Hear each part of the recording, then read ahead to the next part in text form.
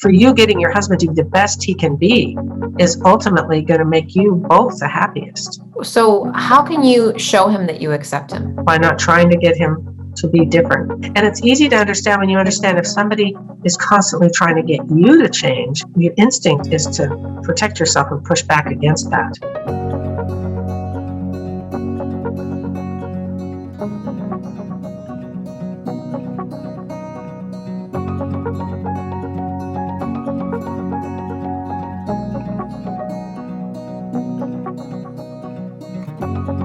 Hello, everyone. Welcome back to the Fascinating Womanhood channel, where we talk about everything that has to do with developing femininity and building strong, long-lasting, loving relationships. I am Cherry Lynn, and I am here with my mom, Dixie Annalyn Forsyth. Hi. Hi. So today we are talking about 5 tips for how to inspire him to be a leader. I can imagine so many people hearing that and thinking a million different things of what that means. So can you just explain what we mean by inspiring him to be a leader? We're not talking about manipulating him or tricks or anything like that. We're emphasizing inspiring. Just like you might be inspired to make bread for your family because your mother made bread for you. She didn't manipulate you into doing it. You just want to be like that.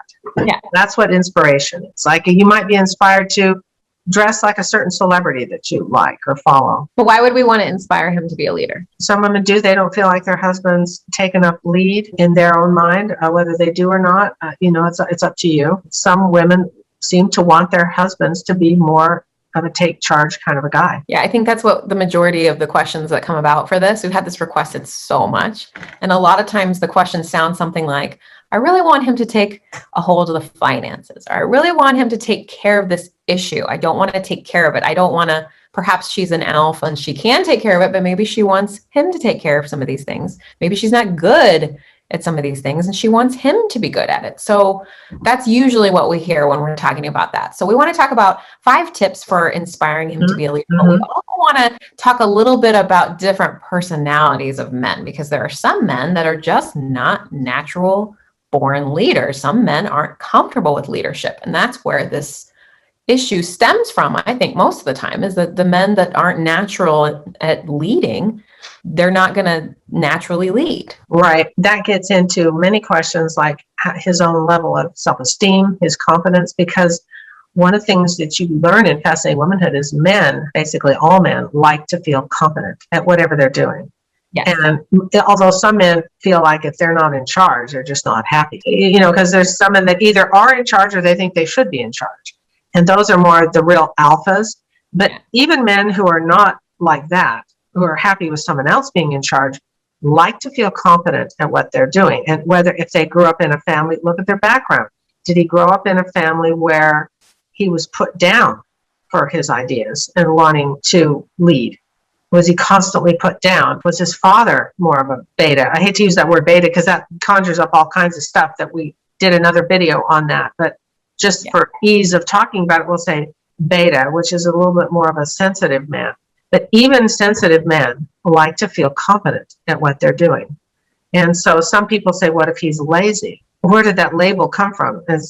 What defines lazy? He may be underconfident. I also have to say, too, there are different types of successful leadership. There are quiet leaders. There are assertive leaders. Look at history and all the different rulers and presidents and kings, and there's so many different types of that. So you wanting him to lead, you need to perhaps take a look at your expectations and how you define him and what he's capable of. I think, like you said, all men want to be confident, and they all can lead, and they all should lead in the areas that they are successful in and in their own way. And I think that's really important to emphasize. You can't say, well, I want him to be a leader and I want him to take care of this and I want him to go in there and do this. No, you need to manage those expectations a little bit, because that may not be the way he leads. Well, and also, are some of you alpha females and want to get him to lead by being alpha about it? Right.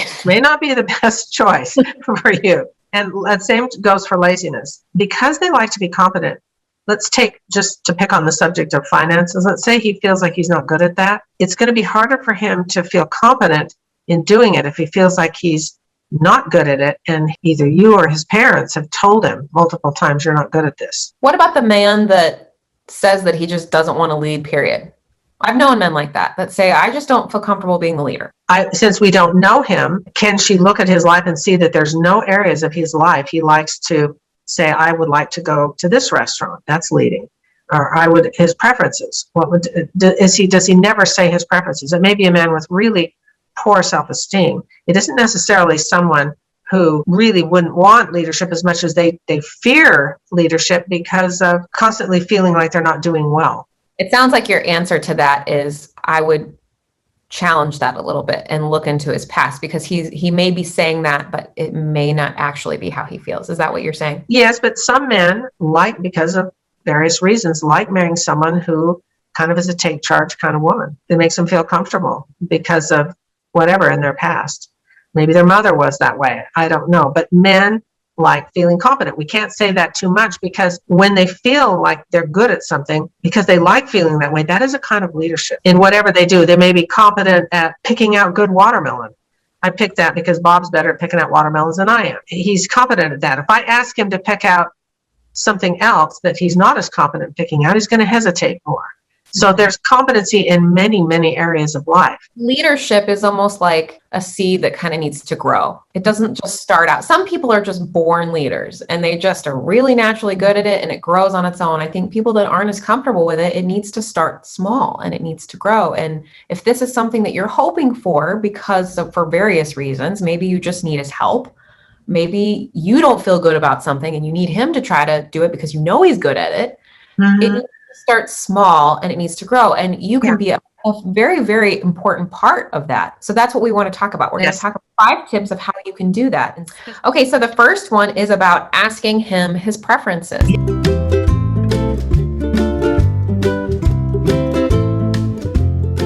Small, but it's very valuable. What do we mean by asking him? Well, you can ask him, do you like my hair straight or curly? Would you prefer spaghetti or beef stew? Do you like me when I wear blue? And it means that you care about his answers. And when he does, don't invalidate the answer by saying, oh, I hate blue. It's important. Why does asking him his preferences inspire him to be a leader? How does that work? It's a very small thing. It's validating his preference. If you say, do you like my hair straight or curly? And he says curly, don't ignore it. Don't ask him that if you're not willing, if you don't really want his answer and are willing to go with it. Well, I love this for like date night or dinner night. Some leaders don't want to pick dinner and it drives women crazy because they want their husbands to pick dinner. And it's like that silly thing that people kind of go back and forth on and they don't need to. So I love that idea of saying, do you want Italian or Chinese tonight? Right. It doesn't say, where do you want to eat tonight? And they have this endless choice. And they're afraid of saying the wrong thing, something that you'll say, I hate this kind of food. It's a small thing that becomes a big thing. If you say, do you want Chinese or Italian tonight? And he says Italian. And then you go on and on about the Italian place that you want to go to. He will feel like he was part of solving that. And then you have this wonderful, let's say you have this wonderful Italian dinner and he felt like he was a part of that great evening. And you can say, when he says Italian, you can say, what a great idea. Yeah, I love this one. And it's so easy. It's so simple. Do you like this shirt, this dress or this dress? Let him pick. I actually do this with my son too. And my son, he loves it. He loves to be the decider. It makes him feel so much more competent. It's so small, but it's so big. And it's an opportunity to validate his choice. Number 2.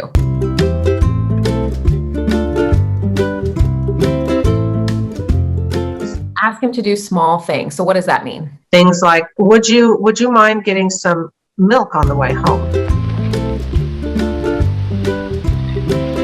Now, Madison, will you please light the candles? And he can do that. That may not seem like a leadership thing to do, but it is, because you're needing him. And men need to feel needed.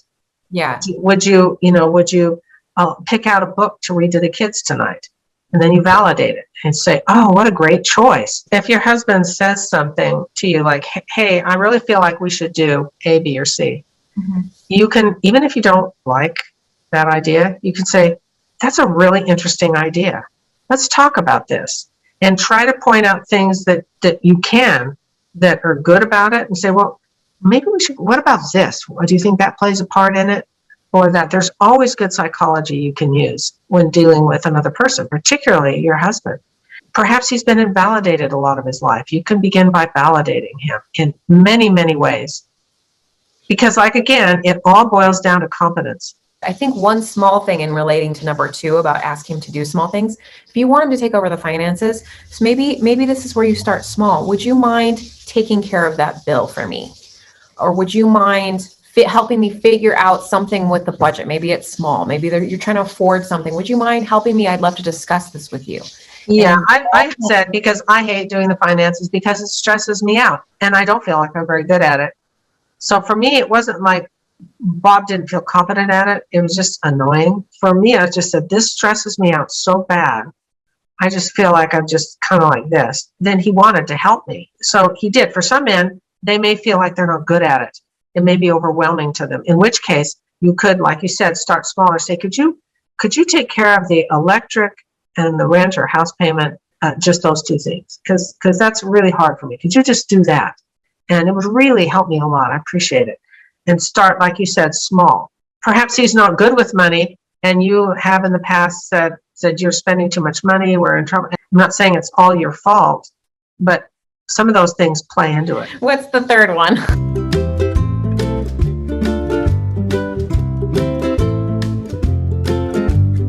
The third was ask him for specific areas in which he can help.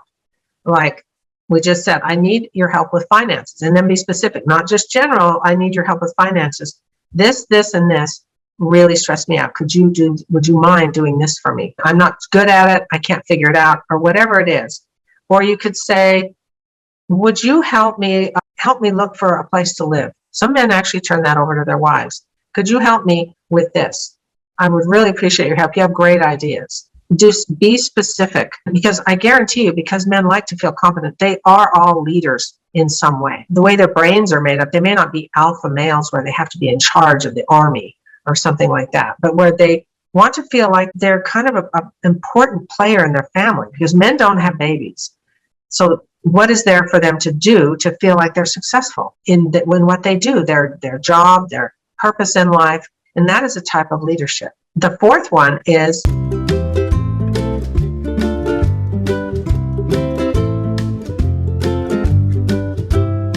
show him that you need him. Some men don't feel needed, and you show him you need him by needing him. I really am having trouble with this. I need you.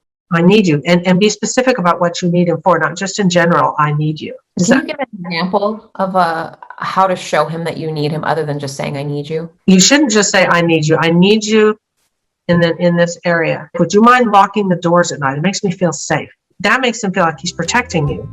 Mr. Truitt. Yes, Miss Esther? This is an untoward request, but would you mind accompanying me through the house while I turn out the lights? Well, It's just that I'm afraid of mice. Well, sure. Instead of saying, would you take out the garbage? I need you. That's not what we're talking about here. But So, needing his masculinity is more what we're talking about here. And appealing to his masculinity, his desire to protect and defend, is probably what a lot of women want in this. When they talk about leadership, they want to feel safe and protected. They've got somebody who's looking out for them. So the I need you thing is really emphasized on protection, masculinity. Can you lift this for me? I need you. Really do. Are you really Think of ways you really do need it for. I keep going back to it. Some friends of ours years ago, it's been like 10 years ago now. He was killed in a plane crash. He was flying the plane and his father was killed. And his wife had, it was 4 kids. None of them were grown then. I mean, they had a good marriage. It wasn't that they didn't, but she realized how terribly much she needed him, that she took some of those things for granted, things that he did that she took for granted. When you think about what you need your husband for, and you honestly think about, if he wasn't here, why do I need him, and how do I need him, and validate what he does for you.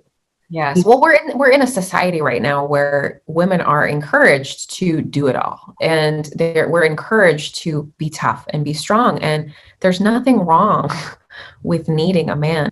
Nobody lives without needing anybody. That's a fantasy. It's just not true. We need people to build our homes. We need people repairmen. We don't live in a world where you don't need anyone. We need people to grow our food and do all kinds of, build our roads. None of us can do everything for themselves. And we're built to need people. Even if you're a single mom and you're doing it all, you probably would feel very burned out doing it all for a really long time and would appreciate so much to have someone helping you and being by your side. And there's nothing wrong with that. It's actually very healthy. Societies wouldn't exist if we all were islands unto ourselves. There would be no children. And, we don't get together just to have a child and we don't know each other. I mean, that's nonsense. We've been fed this stuff, but it's simply not true. The best relationships are interdependent. I think that the showing him you need him is one of the tougher ones because you don't see that very often. There aren't a lot of visual examples of that. So I think I'm glad that we talked about this one a little bit more and discussed it further because I think that this is the one that's missed a lot. When a person is sick, they know very well that they sure could use some help. If they can't get out of bed and make themselves something to eat. I mean, all it takes for us to feel very vulnerable is when we need someone, and we all need each other. That's just the way the world is. One of the things I think we commonly hear is that the alpha women want the little bit more beta sensitive, I should say, men that they're married to lead. The dynamic that often comes with that is that the alpha female constantly feels this pressure that she needs to take charge of everything and she needs to do everything. So for her to, like you just discussed, to feel vulnerable and to say, I need you, can be difficult. Here's the clincher, and it bleeds into number 5. If you want your husband to inspire him to be more of a leader, we put it last, but it actually is kind of number 1.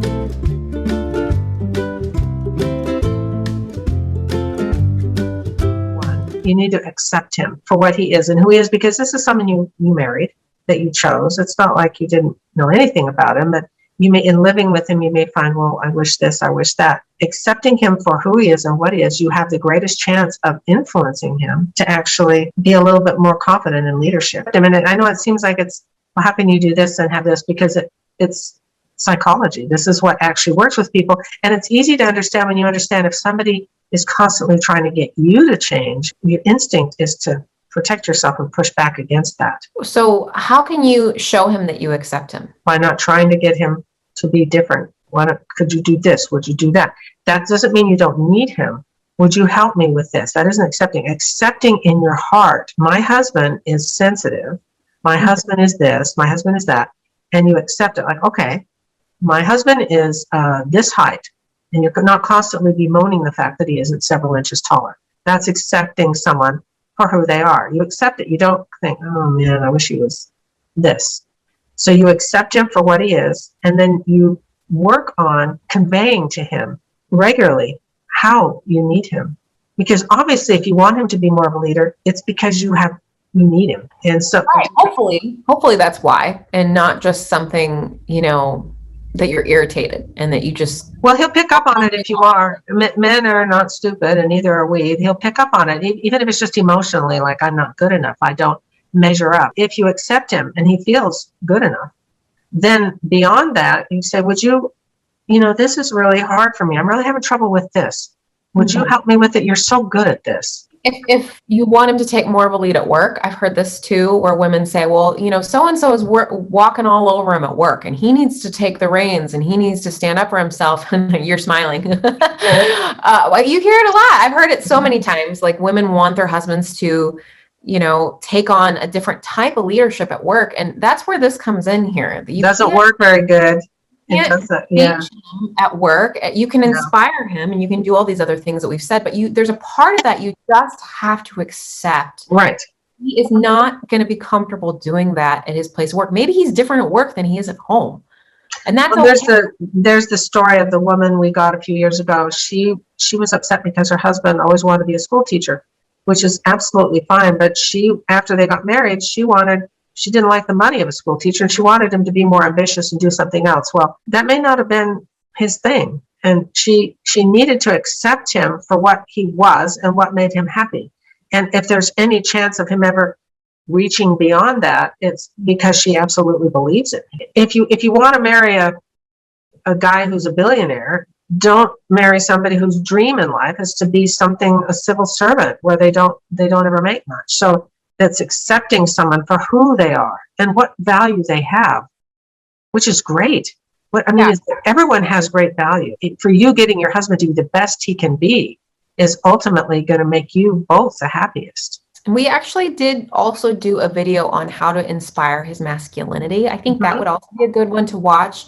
If you're trying to inspire him to be a leader, some of the things that we talked about in the masculinity video go hand in hand with this one. So definitely recommend that one. Well, your best strength is a cheerleader of your husband, not telling him he needs to stand up for himself at work. That's the motherly thing that he didn't want. Most men don't want to marry their mother. Believing in him and constantly believing in him and just believing that he is the best guy ever in your eyes. Well, thank you so much. This has been a really great discussion, and I hope you all have enjoyed it. And if you have any questions, we would love to hear from you. Drop those down below.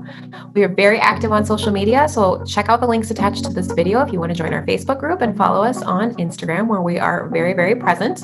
We are also here every week, so you'll have to click subscribe so you know when we have our videos come out.